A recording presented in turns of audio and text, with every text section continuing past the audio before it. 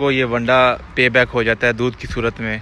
वैसे भी वंडे बहुत ज़्यादा यूज़ करते हैं लोग, लेकिन ये वंडा जो बंदा यूज़ करता है, क्योंकि टोटल ग्रेन है, ऑर्गेनिक चीज़ें हैं इसमें, कोई स्टीरॉयड, कोई यूरिया, कोई ऐसा चीज़ नहीं है।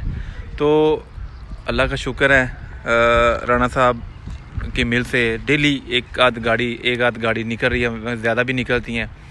और ये हम लोग उनके बड़े मशहूर हैं, ऑन टाइम वंडा भी डिलीवर कर रहे हैं। गो के प्रोडक्शन थोड़ी सी कम है, उनका सेकंड प्लांट भी इंशाल्लाह बहुत जल्द वो इरेक्ट हो जाएगा, अपनी प्रोडक्शन स्टार्ट कर देगा।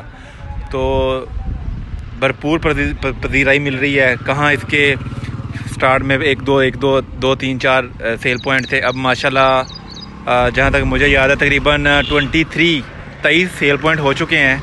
और इंशाल्लाह आने वाले दिनों में इसको मज़ीद जो है ना फेम मिलेगा और अपनी जगह मार्केट में और ज़्यादा बनाएगा।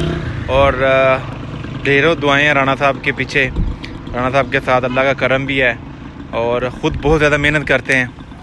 तो ये जस्ट इंफॉर्मेशन के लिए, जाम के चट्ठा वज़ीराबाद के साथ ये हमारी शॉप है।